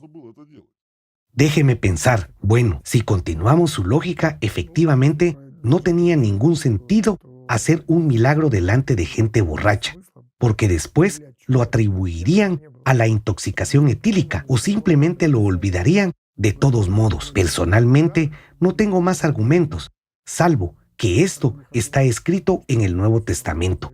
Tal vez hubo algunos testigos oculares. Y así es como mucha gente ha respondido ahora. Esa es la causa de sus numerosas equivocaciones. Esto no ocurrió, es solo que de esta manera, los autores de esta historia simplemente justificaron sus borracheras y las barbaridades que cometían. Ya he hablado del vino. Si a alguien le interesa tanto este tema, que lo resuelva. Abran el Nuevo Testamento, preferiblemente en la lengua original, y estudien en qué contexto histórico se utilizaron estas palabras y cuál era el significado de la palabra vino en la época en que se escribió el texto, aunque dio la casualidad de que todos los textos originales desaparecieron, pero hay copias. Les costará algún esfuerzo, pero al menos lo sabrán con certeza y no tendrán que fiarse de la palabra de nadie. Se los contaré brevemente, pero les recomiendo que lo comprueben de todos modos. Tanto en el hebreo bíblico como en el griego antiguo, la palabra vino se utilizaba no solo para designar el vino alcohólico, sino también otros productos elaborados con uva, incluidas las propias uvas y el zumo de uva. Incluso en las copias de los originales perdidos del Nuevo Testamento, donde se describen aquellos acontecimientos, se utiliza el concepto del vino joven o nuevo. Se refería a un zumo de uva sano. En aquella época, no existían las enzimas digestivas, por lo que la gente bebía este vino después de las comidas para evitar dolores. En otras palabras, se trataba simplemente de enzimas digestivas que daban valor a la bebida. Por lo tanto, la Biblia contiene historias que indican que incluso a los bebés se les daba vino para mejorar su digestión. Y por cierto, en cuanto a la presencia de vino en la última cena, fue en la víspera de la Pascua judía, en el momento en que estaba prohibido comer alimentos fermentados, por lo que definitivamente no podía haber ni pan con levadura ni vino en la mesa, más aún teniendo en cuenta que Jesús estaba allí. De hecho, es una vergüenza que después de tantos años ni siquiera hayan sido capaces de resolver la traducción de sus escrituras sagradas. Esto demuestra lo mucho que las necesitan, de hecho. Si quisieran, lo habrían resuelto todo por su cuenta y yo no tendría que decirles todo esto ahora. Pero ¿a quién le importa? No es para tanto. De esto solo depende alguna vida después de la muerte. Por cierto, hablando de la vida después de la muerte, no he terminado de hablar de las ceremonias. ¿Qué son sus ceremonias fúnebres? En realidad es una bendición de un muerto. Todo se hace para evitar que una persona entre en el paraíso, o mejor dicho, para asegurarse de que definitivamente entre en el infierno y se convierta en una piedra del portal. Todo se hace para que los vivos cuiden de los muertos y paguen con su propia vida su destino después de la muerte. Es un tributo de los vivos a los muertos. Espere, pero se dice lo contrario, que la oración ayuda a un muerto a hacer la transición y evita que afecte a los vivos. Efectivamente, hay un periodo de tiempo en el que todavía se puede aliviar el destino de un muerto después de su muerte, pero no es así como se hace. Y aunque todos sus sacerdotes se reúnan y reciten oraciones, no podrán hacerlo. Si los rituales para los difuntos funcionaran realmente como les están diciendo, los muertos no tendrían tanto poder en este mundo al día de hoy. Aquí tienen otro detalle más que añadir al panorama general del culto de alimentar a los muertos, que es su religión. Por supuesto, sus sacerdotes echarán a los magos de los templos y dirán al rebaño lo viles que son, porque querrían competidores en su territorio. Pero ¿cuál es la diferencia entre los sacerdotes y esos viles magos? Solo en el hecho de que los propios sacerdotes no entienden el significado de los rituales que realizan. Fíjense, cuando la gente acude a un mago con una petición, ¿qué es lo primero que le pregunta? Si una persona está bautizada o no. Se han encontrado con esto, ¿verdad? Sí, sobre todo las ancianas en los pueblos preguntan sobre ello a menudo, ni siquiera a menudo, sino siempre. Por supuesto, porque si una persona está bautizada, la magia actuará sobre ella con toda su fuerza, puesto que ya pertenece a Satanás, que es en realidad el bautismo. Ahora entendiendo ya lo que es la cruz, ustedes mismos pueden continuar la cadena lógica. El bautismo es un momento de concluir un trato con Satanás. Básicamente, ustedes entregan a su hijo a Satanás, dedicándoselo a él. Escuchen atentamente lo que están haciendo. ¿A quién se dirige el sacerdote al principio y a quién llama el Señor? ¿Por qué le cortan el pelo a una persona? Tiene su origen en la antigua tradición romana de cortar una parte del pelo a un esclavo como señal de pertenencia a su amo. ¿Qué escribió Pablo? Si os sometéis a alguien como esclavos para obedecerlo, sois esclavos de aquel a quien obedecéis. No entregan a su hijo a Dios, sino a mi amo. Es igual que en la antigüedad. Había rituales en los que los padres sacrificaban a uno de sus hijos para tener una vida mejor.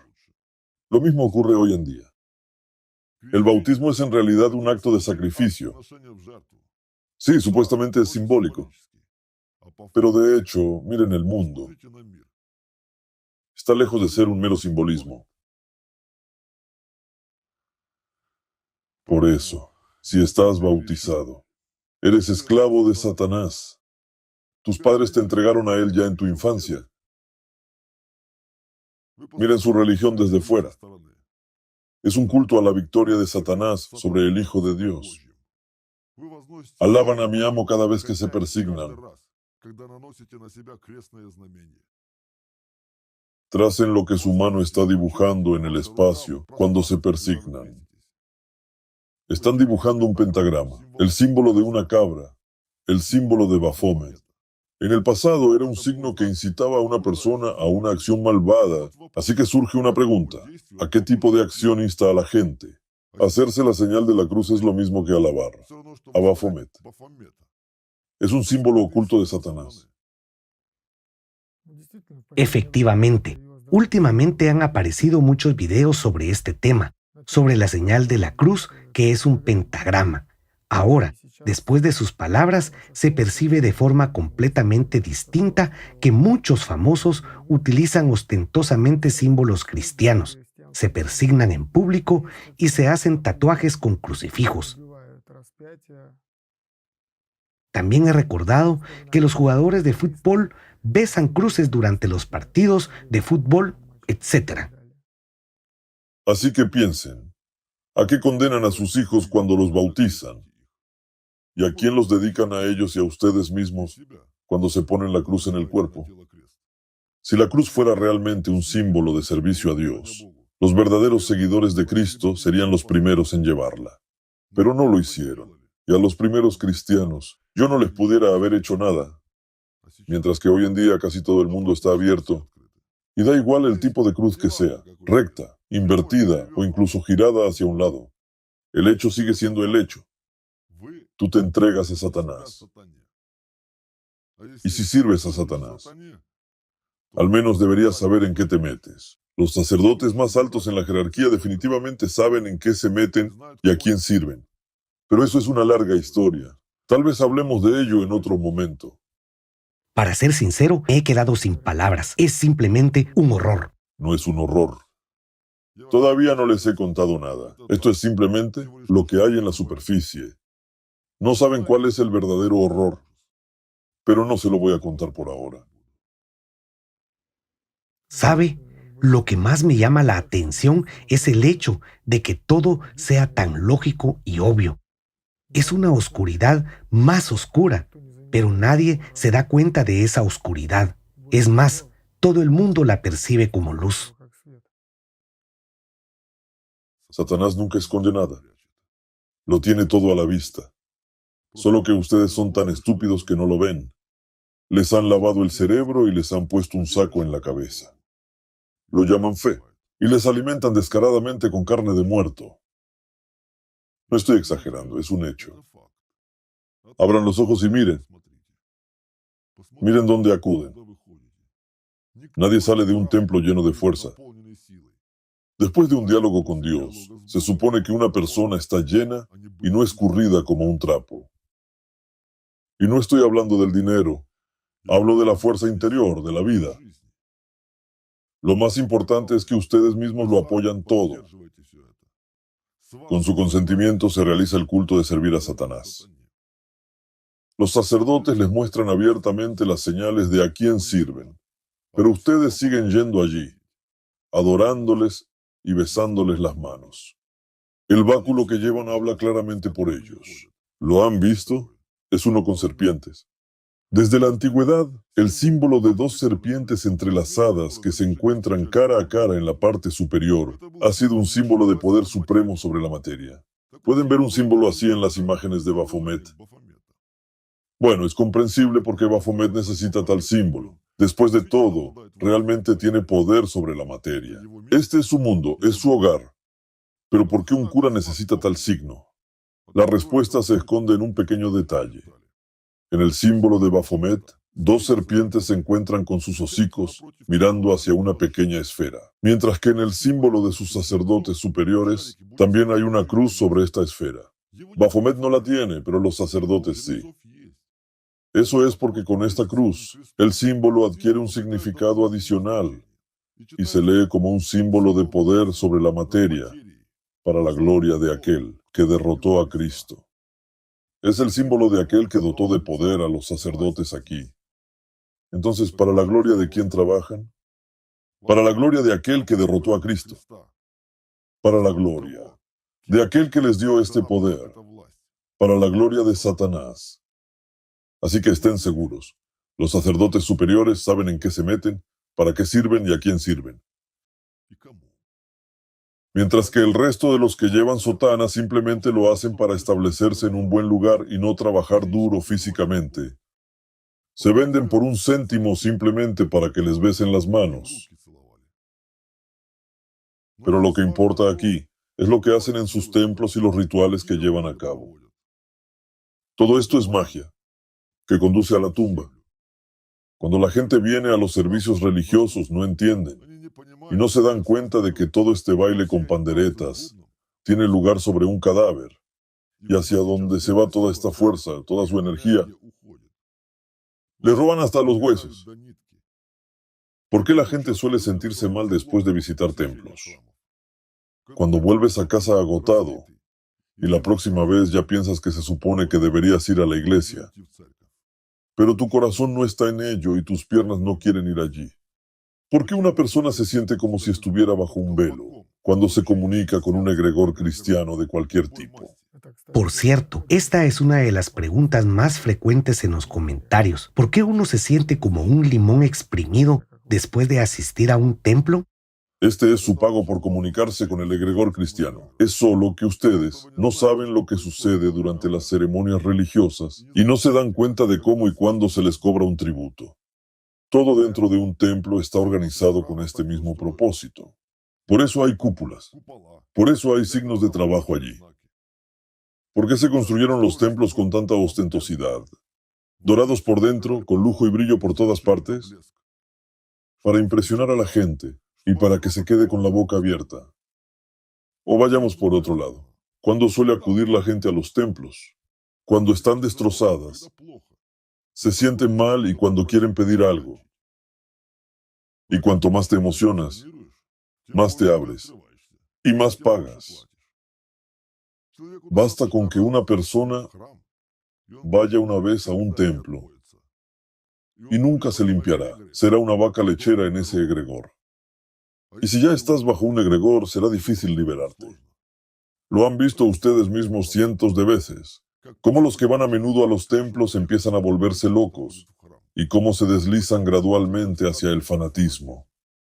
Al final, miren a estos creyentes corriendo unos detrás de otros con palancas.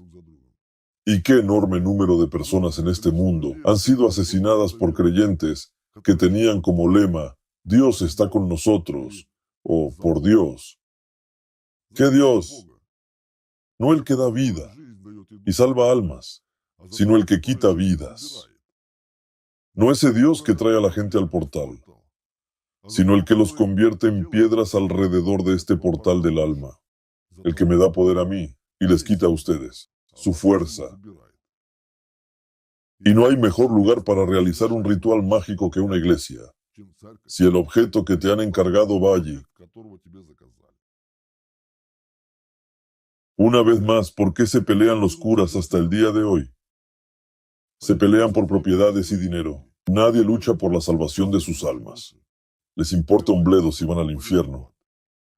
Ni siquiera saben cómo salvar almas, y son muy conscientes de ello.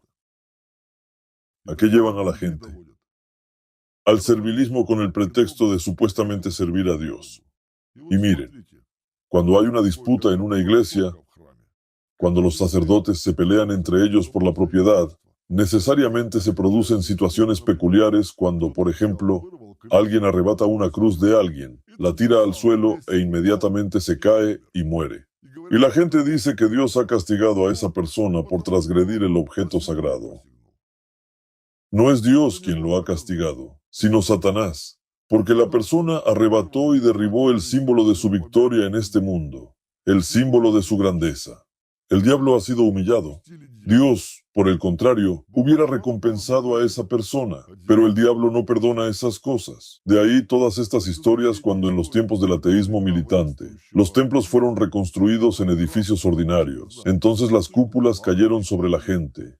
Aquellas personas que pintaron sobre los íconos se quedaron ciegas y ocurrieron muchos otros accidentes. Satanás no perdona las invasiones de sus dominios. ¿Se dice que los templos protegen contra Satanás? No, protegen a Satanás y su poder aquí. Empiecen a ver con claridad. Los templos existen desde hace milenios, y los sacerdotes llevan siglos celebrando ceremonias en ellos. Pero miren cómo viven. Si todo eso realmente sirviera a Dios, ya estarían viviendo en el paraíso. Sin embargo, viven en el infierno. Si sus sacerdotes realmente sirvieran a Dios, el poder de Dios se habría establecido aquí en la tierra hace mucho tiempo, y sus leyes habrían sido leyes. Sin embargo, en lugar de eso, los sacerdotes discuten entre sí y luchan hasta la sangre, hasta su sangre, por el poder sobre ustedes. Al menos yo sé dónde estoy. Mientras que ustedes viven de ilusiones y esperanzas imaginarias. La gente dice que la fe da la salvación. La fe no da la salvación, es el conocimiento el que lo hace. Vamos, muéstrenme a alguien a quien la fe haya salvado. El conocimiento sí salva, mientras que la fe engaña y da falsas esperanzas. Ahora mismo, estoy haciendo un favor a Dios, mucho mayor que todos sus sacerdotes juntos, porque yo les estoy diciendo la verdad. Pero no se engañen, no tienen elección. Son tan débiles que no podrán resistirse. Lo único que pueden hacer es retorcerse de odio o de autocompasión. Y en todo este caos en el que comercian con el nombre de Dios, en realidad les presentan a Satanás en diferentes envases. Aunque ustedes internamente aspiran, su alma siente, y como seres humanos, anhelan a Dios, pero su conciencia es de una raza demoníaca, por lo que crea todas las condiciones para que se pierdan y entren en la esclavitud de Satanás a través de una u otra religión de todos modos. Miren con qué les alimentan, mientras que ustedes se lo comen todo. Les dicen que Dios tiene algún género. Dicen que Dios es gay, Dios es lesbiana. Y ustedes creen en eso. Sin embargo, Dios no tiene género. Y nada de esto tiene que ver con Dios. Ni siquiera tiene nada que ver con Satanás.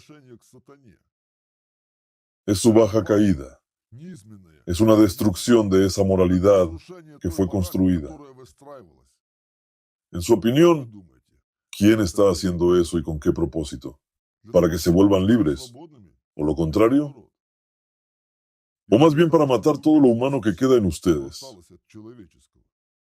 No hay más que ver cómo se justifica todo esto hoy en día. Esa misma sodomía. En la Biblia, que ustedes llaman Sagrada Escritura, se dice que es pecado. Pero al mismo tiempo el Papa lo aprueba y lo bendice todo. ¿Por qué? Porque le dieron dinero. Recientemente hubo un incidente con el Dalai Lama. Realmente conmocionó a mucha gente, pero saben, a mí no me sorprendió. Por lo que sé, Dalai Lama fue un pedófilo en todas sus reencarnaciones. ¿Por qué creen que es propenso a ello? En efecto, tiene esa inclinación, pero no es una enfermedad. Se trata de la energía de los niños. ¿Y por qué intentan promoverlo ahora? Los que están detrás de esto saben que un fruto joven es el más fuerte. Son los que los gobiernan. Están muertos desde hace mucho tiempo y lo saben. A diferencia de ustedes, ustedes los perciben de una manera completamente diferente. Son esclavos hasta tal punto que ustedes mismos les justificarán y defenderán, y harán la vista gorda ante lo evidente, mientras que ellos se alimentan de sus niños, en el sentido literal de la palabra. En cuanto a Dalai Lama, no tiene nada que perder, especialmente en la situación actual. Esto es una auténtica locura. Ahora mismo el mundo se está volviendo loco. Todo el mundo entiende que los últimos tiempos se están acercando. Y todo el mundo siente y sabe que el demonio está ganando en la cabeza de la gente. ¿Por qué? Porque les dicta a ustedes mentalidades materiales. Les impone deseos, los argumenta con lógica y les empuja a la acción. Y guiados por el demonio, ustedes, la gente, cometen actos insensatos. No tienen ni idea de cuánta maldad proviene de las personas, de lo podridas que están. Si les queda alguna ilusión de que la gente es buena, les diré lo que ocurre en realidad. La gente acude a mí y me paga grandes sumas de dinero para que elimine una maldición, que es una enfermedad de moda hoy en día. La gente acude a mí y me paga enormes sumas de dinero para deshacerse de los demonios que otras personas les han enviado. Pero pagan aún más, docenas de veces más, para echar maldiciones o demonios a otras personas. La proporción es de 1 a 10. Esta matemática es perfectamente aplicable aquí. Solo 1 de cada 10 personas paga para librarse del sufrimiento, mientras que 9 vienen para infligir este sufrimiento a alguien. Me pagan dinero exorbitante por hacer que una persona se vuelva muerta mientras aún vive. No pueden ni imaginar lo que es. Es como un abismo negro en el interior y una desesperanza total. Son miedos interiores que cambian mucho la vida de una persona. Es un dolor interior y un sufrimiento a cada momento. Es cuando aún sigues vivo, ves vida a tu alrededor, pero no puedes sentirla porque ya estás muerto por dentro. Cuando miras al mundo que te rodea, a tus hijos, y no puedes sentir ni la más mínima alegría, ni el más mínimo destello de algo bueno. Y por muy feliz que la vida de una persona así pueda parecer a los demás, en realidad siente un terrible tormento en su interior a cada segundo. Esta es la peor venganza que un enemigo puede comprar. Para convertir a una persona en una piedra en el marco del portal aún durante su vida. Y por ello se paga un precio decenas veces mayor. Esto es lo peor que una persona puede hacerle a otra. Es una cara de la moneda. Por otro lado, nadie lanza maldiciones a los santos, después de todo. ¿Qué tendrías que hacer para provocar en alguien el deseo de vengarse de ti de esa manera? Son las propias personas las que hacen todo esto. No soy yo quien lo hace, yo solo cumplo los deseos de la gente. Mientras que ellos pagan por ello, me pagan tanto a mí como a quien me da esta fuerza. ¿Qué clase de odio tiene la gente unos a otros? Yo no tengo odio hacia nadie, ni puedo tenerlo. Nunca me enfado con nadie, porque sé lo que es un ser humano y lo que significa guardar rencor a alguien. Pero puedo infundir odio o resentimiento a alguien. Y a petición de los clientes, lo hago con sus familiares, parientes y amigos. Así que no tienen ni idea de lo mezquina y mercantil que es la gente en realidad. ¿Realmente la gente viene a usted simplemente así y le hace tales encargos sin ningún remordimiento? No me reúno con mis clientes. ¿Para qué? En el pasado, las reuniones eran necesarias para que me trajeran un objeto que una persona hubiera llevado durante mucho tiempo, o mejor aún su sangre. Pero ¿para qué hacerlo ahora? Solo necesito una foto digital, un nombre, y ya está. Además, los propios clientes suelen querer permanecer de incógnito. Me escriben desde números falsos o me envían pedidos a través de terceros. Pero todo esto no importa. De todos modos, siempre sé quién ha hecho el encargo.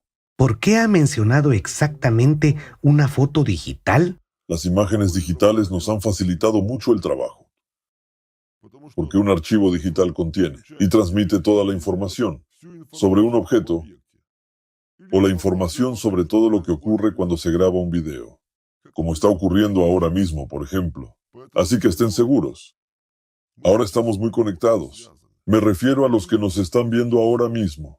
Y no importa cuántas veces vuelvan a ver este video, me alimentarán cada vez.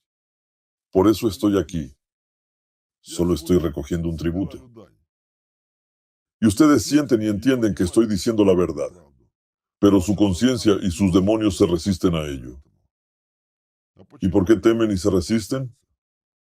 Porque sienten mi fuerza.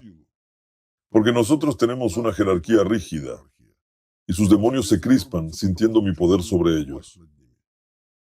Lo más gracioso es que incluso sabiendo la verdad, ustedes seguirán actuando, pensando y soñando tal y como lo hacen ahora, y de todos modos recurrirán a mí o a gente como yo, y pagarán con dinero y con sus vidas para hacer daño a alguien y arruinar la vida de alguien.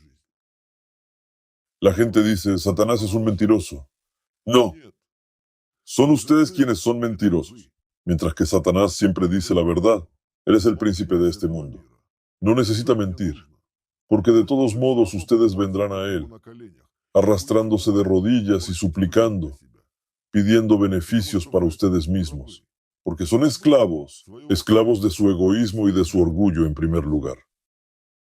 De hecho, muchos de ustedes, mientras me escuchan ahora, sueñan con tener la misma fuerza, conocimiento y habilidades para hacer sufrir a otras personas. Aunque yo no atormento a nadie, son todos sus deseos. Yo solo los hago realidad. ¿Acaso soy yo quien lo hace? ¿Soy yo quien hace daño a alguien? No, son ustedes los que lo hacen. No tengo motivos para desear el mal a nadie, para pagar por ello con mi vida. Mientras que ustedes lo hacen todo el tiempo, y todo el tiempo pagan por ello. Pagan el cumplimiento de sus deseos, con sus vidas. ¿Cómo es eso? ¿Cómo puede un mago no pagar por la ejecución de un encargo especialmente como el que usted ha descrito? Solo pagan los tontos que se metieron en la magia, pero no la estudian a fondo y no entienden cómo funcionan las cosas. Mientras que los verdaderos magos que tienen mucha fuerza tienen muchas vidas. Estos son más de 10 renacimientos controlados. Sí, no es la vida eterna. Pero ¿quién de ustedes no lo cambiaría todo por unas cuantas vidas más y la fuerza que te da el control sobre otras personas? Respondan con sinceridad. Nosotros sabemos qué cambiamos por qué, mientras que ustedes solo malgastan sus vidas para que nosotros tengamos poder sobre ustedes. Al fin y al cabo, es su odio y su deseo de hacer daño a alguien. Y son ustedes quienes pagan por ello. mientras que nosotros recibimos fuerza a cambio. Incluso ahora me están alimentando, aunque no he hecho nada para eso. Solo les digo la verdad. Ni siquiera estoy utilizando la fuerza, pero estoy recibiendo el 10% de cada tonto que ahora está enfurecido y es beneficioso para mí. Además, no hay que olvidarse de los egregores que realmente se crean y realmente existen. Gracias a estos egregores nosotros, los magos, los controlamos a ustedes. Sí, al igual que los hombres de negocios pagamos impuestos, recaudamos fuerza y damos la mayor parte. Solo podemos quedarnos con el 10%. Pero créanme, cuando cobramos muchas vidas, cuando matamos a alguien, el 10% es muchísimo. Entiendo que para algunos sea como echarles agua fría en la cabeza. Y muchos se enfurecerán porque se ha dicho la verdad. Pero serán los esclavos los que se enfurezcan, los que están atrapados en un egregor y no pueden salir. Se parecen a los peces en una pecera que golpean las paredes, pero no pueden salir. Del mismo modo, algunas personas se enfurecerán con mis palabras, pero no podrán cambiar la realidad. Incluso ahora, al escucharme, muchos experimentan oscilaciones emocionales que van desde una leve incomodidad e irritación hasta un profundo odio y miedo. Esto indica que ya están en un egregor y lo alimentan exactamente con sus oscilaciones internas y su maldad interior. En ese momento el demonio les está arrebatando su vida. Cuando alguien reza por ti, reza a aquel quien me da fuerzas. Si no saben esto, son unos mentirosos. La Biblia, el libro del Génesis, dice claramente quién es el Dios Yahvé, que no era más que el hijo menor de él. Esos fueron los dos hombres que vivieron en el pasado y fueron seducidos por el poder. Él era uno de los que trabajaba para Satanás. Tenía un poder ilimitado, hasta tal punto que se elevó a sí mismo y a sus hijos al rango de dioses. Yahvé dirigía toda una nación, pero eso no le bastaba. Casi pretendía ocupar el lugar del propio Satanás. Aunque era el hijo menor de él, era el más inteligente y productivo. Y hasta el día de hoy, Yahvé cobra tributo a cada uno. Yahvé es ahora nada menos que un publicano de Satanás, mismo porque sus seguidores, la gente de Yahvé, alteraron todas las enseñanzas puras traídas aquí por los profetas y establecieron su propia religión con el Dios Yahvé detrás. Por esta misma razón, no queda prácticamente nada de ese conocimiento sobre cómo liberarse de Satanás y entrar en el portal hacia Dios. En cambio, hay muchas instrucciones sobre cómo convertirse en una piedra en el marco del portal del alma. ¿Quién es el Dios con barba en un trono?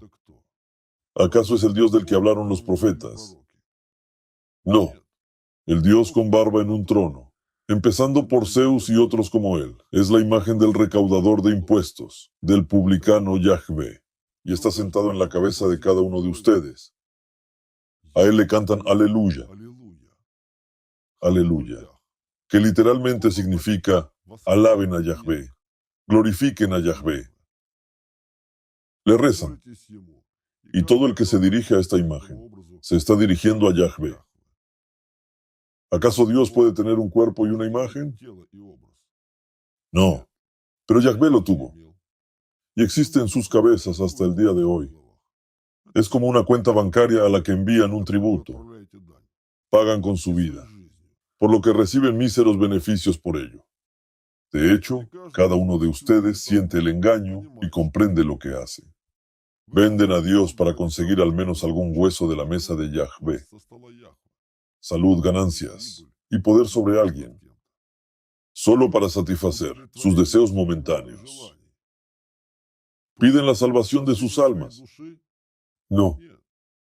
¿Y cómo se puede pedir la vida a un muerto? En cuanto a pagar a un muerto con sus vidas, pueden hacerlo y lo hacen. Ni siquiera saben por qué esta imagen está en sus cabezas desde la infancia. ¿Y saben lo que es paradójico? El video que están grabando ahora se convertirá en el más popular de su canal. Verán cómo se vuelve viral. La propia gente lo difundirá en otros canales en fragmentos y por partes, porque la gente es vil. Enviarán este vídeo a sus amigos y conocidos, supuestamente con el pretexto de transmitir información. Pero en realidad, querrán que otros sufran lo mismo que han sufrido ellos. Que otros se enfurezcan lo mismo, que se han enfurecido ellos y que paguen aún más a quien me da la fuerza. La gente es mala y arrastrará a otros a este egregor colectivo, el egregor del pago a Satanás. Sí, la información es impresionante, como siempre. Creo que a mucha gente le llevará tiempo en digerirla, así como comprobarla. No obstante, le agradezco que haya encontrado la oportunidad de reunirse con nosotros. No sé si volveremos a vernos, pero hay una pregunta que nuestros teleespectadores me pidieron hacerle mucho.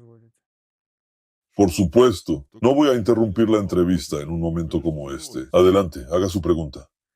Durante nuestras conversaciones anteriores, usted mencionó un colapso climático y hoy también habló de los últimos tiempos. ¿Puede decirnos a qué se refiere? ¿Qué está ocurriendo ahora? El fin del mundo ya está en camino, y el fin de este mundo se está acercando tanto para ustedes como para nosotros. Y diré lo siguiente. Los musulmanes son los culpables. ¿Saben por qué los musulmanes? Porque el último profeta vino aquí y les dio el Islam, que se suponía que les uniría y salvaría a toda la humanidad. Les dijo cómo vivir y qué hacer para ello. Sin embargo, en aquel momento ganaron los seguidores del publicano Yahvé. Lo arruinaron todo, porque quedaban aún 1400 años por delante. Durante 1400 años ustedes vivieron sin pensar. Y ahora tanto ellos como todos ustedes están al borde de la destrucción porque ha llegado la bestia de la justicia, la bestia del profeta, la bestia del juicio final. Es misticismo para ustedes, mientras que nosotros lo sentimos y vemos cómo está destruyendo este mundo. De momento lo está destruyendo poco, pero cada día gana más fuerza. No hace mucho hubo inundaciones, erupciones volcánicas y poderosos huracanes. Pero fíjense, la gente prácticamente no sufrió y hubo pocas víctimas. Sin embargo, recientemente la bestia ha probado la sangre y ha empezado a llevarse a la gente. Ahora ha crecido y cada vez se llevará a más y más. Ya verán lo que ocurrirá a continuación. Es la bestia del juicio final, que ha llegado por voluntad de Dios. El profeta advirtió sobre ella y dijo, o permanecéis fieles a Alá y me seguís, o el mundo será destruido y una bestia saldrá de debajo de la tierra. Ya ha venido aquí. Ha venido por justicia. No es una bestia material, pero existe en la realidad. Ahora está creciendo y caminando por el mundo. La sentimos. Sabemos que existe y vemos sus consecuencias. Y no mientan diciendo que no la sienten y que no lo saben. Cada uno de ustedes sabe que el fin del mundo se está acercando. Este es exactamente el advenimiento de la bestia del juicio final. Los seguidores de Jesucristo no pudieron salvar a la humanidad. El publicano Yahvé y sus hombres los exterminaron. También exterminaron a los seguidores del profeta Muhammad y arruinaron la salvación que él trajo para todos, incluido yo y otros como yo. Fíjense, después de todo, mucho de lo que tienen los seguidores de Yahvé fue adoptado en la religión de los seguidores del profeta. Por eso los que ahora se llaman fieles al profeta son en realidad fieles al publicano Yahvé. Todavía me quedan muchas vidas que podría utilizar aquí. Si los musulmanes hubieran sido fieles al profeta, pero siguieron a los magos, Incluso empezaron a circunvalar la Kaaba de forma satánica, por el camino que lleva al infierno, y no de forma en la que caminaba el profeta, por el camino que lleva al paraíso, a Alá. Se apartaron de su profeta y están orgullosos de ello. Los asesinos de toda la raza humana y de toda la tierra. Es culpa de ellos que todo el planeta y cada uno de ustedes perezcan. Por culpa de los musulmanes, todos ustedes acabarán en el infierno. Todavía tengo muchas vidas que podría vivir en esta esfera, en este planeta. Pero ahora tendré que irme, porque simplemente no habrá ningún lugar donde vivir. Es mi última vida aquí y el final de la vida para ustedes. ¿Cree que no hay ninguna oportunidad? Siempre hay una oportunidad, pero nadie la aprovechará. Hay demasiada suciedad en la gente como para que sean capaces de utilizar una herramienta pura. Es solo que la gente piensa que ahora son ganadores en un caballo, mientras que en realidad están bajo el caballo desde hace mucho tiempo. Para que la humanidad se salve, hay que crear un egregor unido, que tiene que ser puro. Díganme, ¿es posible en nuestro mundo contemporáneo? No. Hoy en día hay muchos egregores diferentes, pero todos se reducen a un egregor dominante. Y no es realista. Cambiar nada. La gente no aprovechará esta oportunidad. El orgullo y la estupidez no se lo permitirán. Por lo tanto, verán cómo el mundo se derrumba. Imaginen cómo crear un egregor dominante unido, que tenga como objetivo servir a Dios. Conozco a la gente desde hace mucho tiempo. Todos los que supuestamente sirven a Dios están sirviendo a Satanás. Todos los que les dicen que sirven a Dios están sirviendo a Satanás. Todos los que dicen ser creyentes están sirviendo a Satanás. Cada uno de ustedes piensa que está sirviendo a Dios, pero en realidad está sirviendo a Satanás. Tienen un egregor dominante unido, que es el egregor de servir a Satanás. ¿Y ustedes creen que la gente será capaz de crear un egregor diferente, más fuerte y poderoso en un momento en que todo a su alrededor se está desmoronando? Lo dudo. Por culpa de los musulmanes y debido a su incredulidad y traición al profeta, la bestia del juicio final lo destruirá todo a su paso. Verán cómo la riqueza de los países árabes y la grandeza de los rascacielos de las ciudades musulmanas, la bestia las convertirá en arena. Y verán cómo la bestia del profeta devorará países enteros. Lo verán todo.